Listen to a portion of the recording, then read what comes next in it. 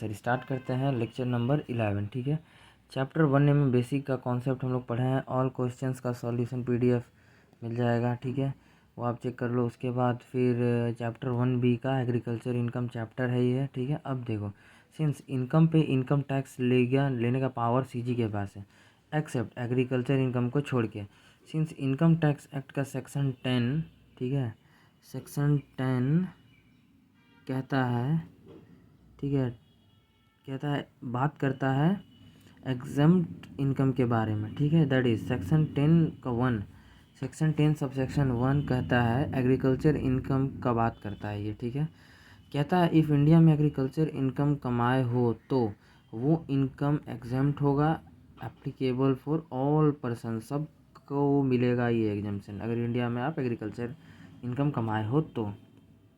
Since ये हाथी का दांत है दिखाने वाला, since government indirectly agriculture income को टैक्स करती है। ठीक है, दैट इज़ पार्शियल इंटीग्रेशन के थ्रू।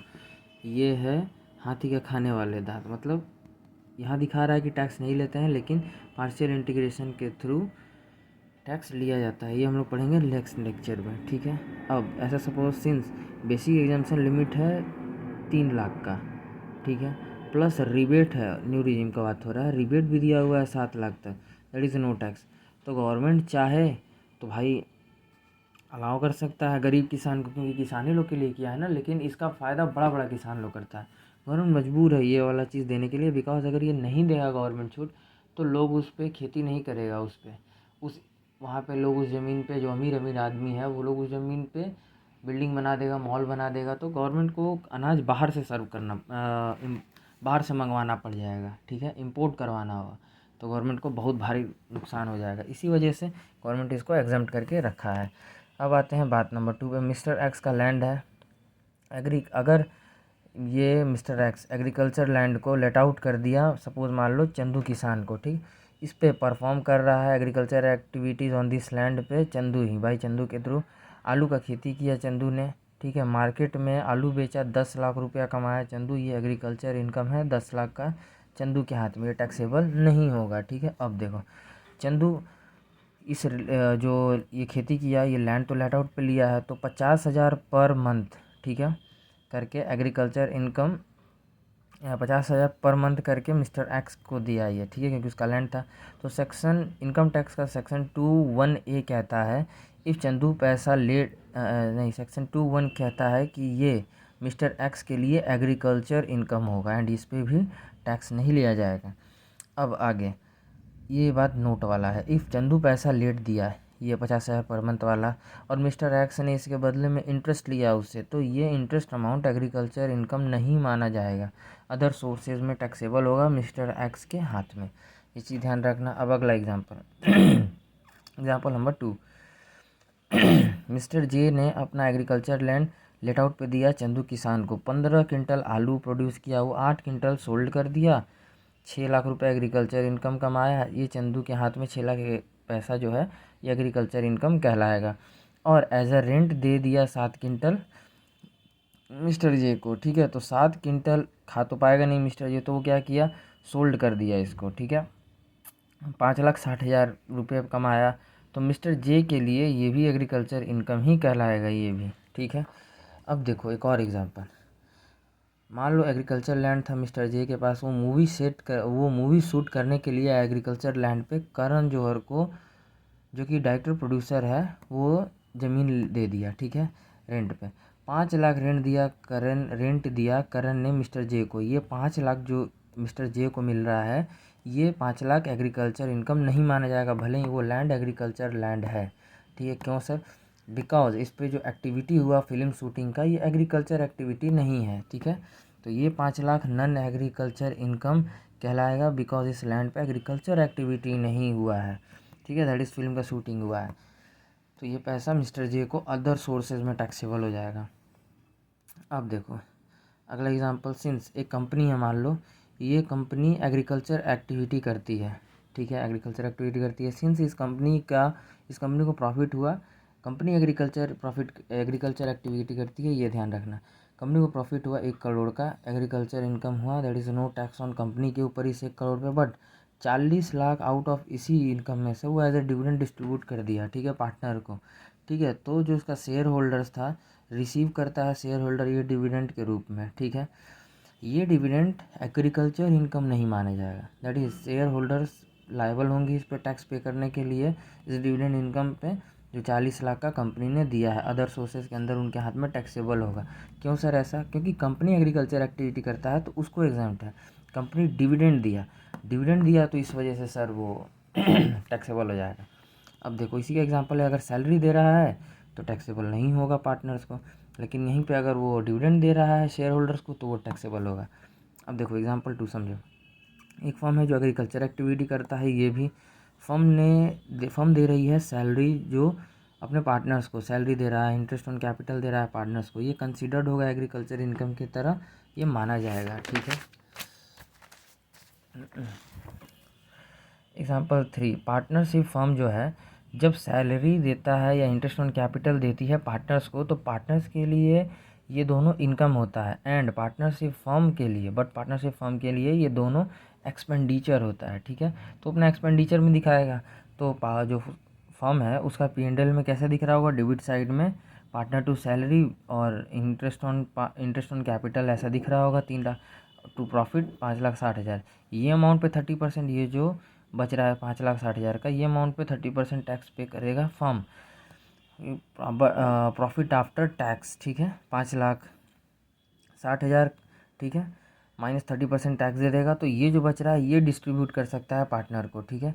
तो लेकिन ये जो अमाउंट है इस पर तो कुछ वो दिया नहीं, सिंस इस अमाउंट पर टैक्स फर्म ने नहीं दिया है ये दोनों पे, देयरफॉर इंडिविजुअल पे टैक्स लगता है, एंड वो फाइल करेगा 8 लाख पे, एंड वो ही फाइल करेगा 8 लाख पे टैक्स वगैरह का, अपना जो भी रिटर्न फाइल करना होगा 5 लाख और 3 लाख, ठीक है। ये चीज़ है, इसी सर समझाए थे ऐसे ही। इसमें मेन कॉन्सेप्ट ये समझना था कि भाई एक कंपनी है जो एग्रीकल्चर एक्टिविटी करता है, लेकिन जब शेयर होल्डर को वो डिविडेंड देता है तो वो शेयर होल्डर के हाथ में टैक्सेबल हो जाता है अदर सोर्स में, ठीक है। लेकिन अगर कोई फर्म है जो कि अपना पार्टनर्स को सैलरी और इंटरेस्ट ऑन कैपिटल देता है, भले वो फर्म एग्रीकल्चर एक्टिविटी करता है, यहाँ पे कंपनी एग्रीकल्चर एक्टिविटी करती है, ठीक है, तो सैलरी देगा कंपनी भी तो टैक्सेबल नहीं होगा। और फर्म जो है वो सर अगर पार्टनर्स को दे रहा है तो वो काम कर रहे हैं, वो काम का पैसा दे रहा है, इसीलिए ये एग्रीकल्चर ही एक्टिविटी माना जाता है और एग्रीकल्चर इनकम ही कहलाएगा। यहाँ डिविडेंड होने की वजह से टैक्सेबल हो रहा है, ये एग्रीकल्चर एक्टिविटी है इस वजह से टैक्सेबल नहीं हो रहा है, ठीक है।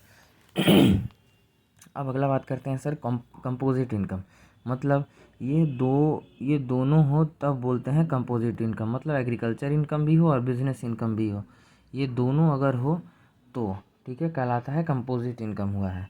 एक्टिविटीज़ मतलब sir agriculture and non agriculture activities combine हो अगर दोनों, तो जैसे सपोज़ ये सब एग्रीकल्चर एक्टिविटीज़ है ये ग्रीन वाला, एंड ये सब नॉन एग्रीकल्चरल एक्टिविटीज़ है। सपोज़ मान लो कि आपका एग्जांपल है टी था, ठीक है, टी के बारे में बात होता है, टी प्लांट ग्रो किए, ये एग्रीकल्चर एक्टिविटी है, प्रोसेस करके टी बना के सोल्ड कर देते हैं, ये नॉन एग्रीकल्चरल एक्टिविटी है। ऐसे ही रबर के बारे में है कि रबर ट्री ग्रो करते हैं, ये भी एग्रीकल्चर एक्टिविटीज़ है। रबर एक्सट्रैक्ट करके रबर को सोल्ड कर दिए, ये भी नॉन एग्रीकल्चरल एक्टिविटीज़ है। कॉफ़ी के बारे में बात करो, ग्रो करो या क्योर करो, ये एग्रीकल्चर एक्टिविटी मानता है गवर्नमेंट। प्रोसेस करके कॉफ़ी बना के सोल्ड कर देते हैं, इसको नॉन एग्रीकल्चर एक्टिविटीज़ मानता है गवर्नमेंट।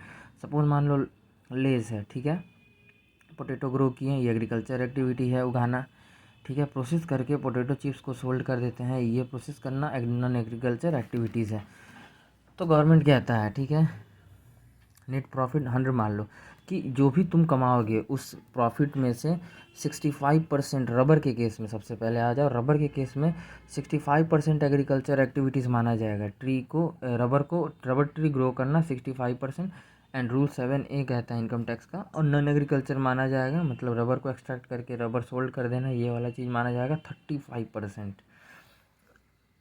ठीक है। फिर अगला बात आता है सर कॉफ़ी को ग्रो एंड क्योर करना। कॉफ़ी अगर ग्रो एंड क्योर करते हो सिर्फ, तो 75% एग्रीकल्चर इनकम मानता है गवर्नमेंट, और 25% ही, मतलब प्रोसेस करके कॉफ़ी बना के सोल्ड किया तो सिर्फ और सिर्फ 25% ही गवर्नमेंट मानता है नॉन एग्रीकल्चर एक्टिविटी। ये कहता है कौन सा सर, रूल नंबर 7B1। फिर आता है रूल 7B1A, कॉफ़ी को ग्रो किया, क्योर किया, रोस्ट किया, ग्राउंड ड्रिड कर दिया, ठीक है, तो इसमें agriculture part, non agriculture part ज़्यादा हो गया, ऐसा मानता है गवर्नमेंट, ठीक है। और एग्रीकल्चर पार्ट जो है कॉफ़ी के बारे में, यहाँ गवर्नमेंट कहता है सिर्फ 60% देंगे अगर रोस्ट ग्राउंडेड कर दिए तो। नॉन एग्रीकल्चर मान लेंगे 40%, क्योंकि तुमने रोस्ट कर दिया, ग्राउंडेड कर दिया, ठीक है। ग्रो एंड क्योर करोगे सिर्फ तो सर 75% एग्रीकल्चर, नॉन एग्रीकल्चर 25%। लेकिन रोस्ट भी कर दिया, ग्राउंडेड भी कर दिया तो एग्रीकल्चर 60 हो जाएगा, नॉन एग्रीकल्चर 40 हो जाएगा। ये सिर्फ रूल दिया हुआ है, इसका कोई भी, जैसे स्लैब है वैसे ही ये भी एक स्लैब है, ऐसा मान लो। टी के केस में रूल 8 कहता है एग्रीकल्चर पार्ट, ये जो टी प्लांट ग्रो कर रहे हैं ये 60% माना जाएगा एंड 40% नॉन एग्रीकल्चरल एक्टिविटीज़ माना जाएगा, जो प्रोसेस करके टी बना के सोल्ड कर रहे हैं, ठीक है। अब सर 2 एग्जांपल है वो भी समझ लेते हैं, फिर ख़त्म हो जाएगा।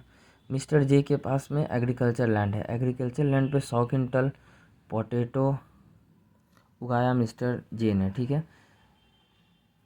80 क्विंटल ट्रांसफ़र कर दिया फैक्ट्री में, ठीक है।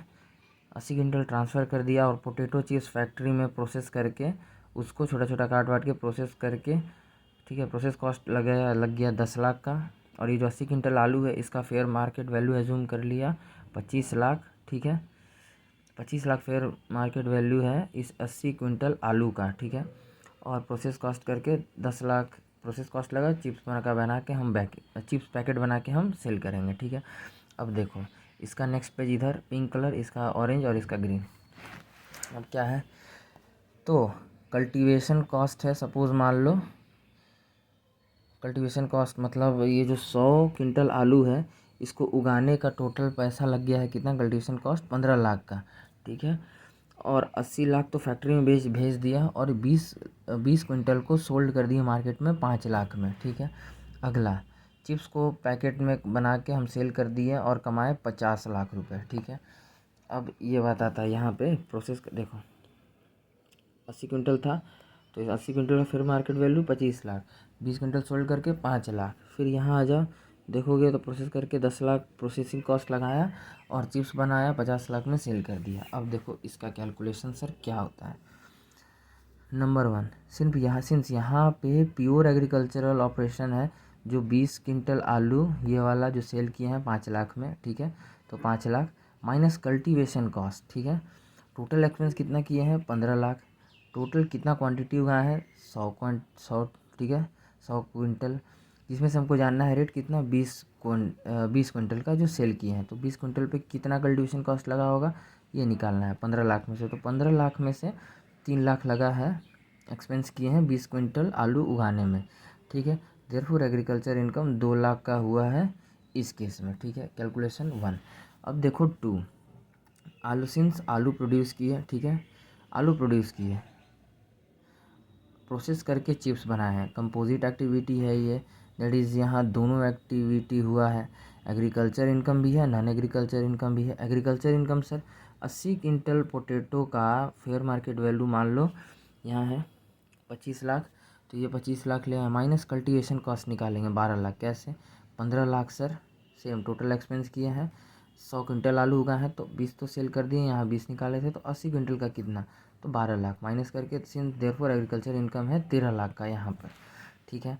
अब नॉन एग्रीकल्चर इनकम कितना हुआ है ये जानना है। ये तो प्योर, देखो यहाँ पे प्योर एग्रीकल्चर ऑपरेशन था, उससे 2 लाख एग्रीकल्चर इनकम हुआ। यहाँ जो कंपोजिट इनकम एग्रीकल्चर इनकम हुआ है 13 लाख का, ठीक है। अब गवर्नमेंट को ये चीज़ जानना है मेन कि ये कहाँ से, ये कितना है, इसके ऊपर वो टैक्स लगाएगा। ये दोनों तो एग्जाम्प्ट कर देगा, ये दोनों 2 लाख और 13 लाख, लेकिन ये एग्जाम नहीं करेगा। तो नॉन एग्रीकल्चर इनकम लगाना है। सिंस चिप्स का वैल्यू कितना है, चिप्स का वैल्यू है सर 50 लाख, ठीक है। तो 50 लाख है माइनस आलू ऑन फार्म हाउस पे उगाए थे।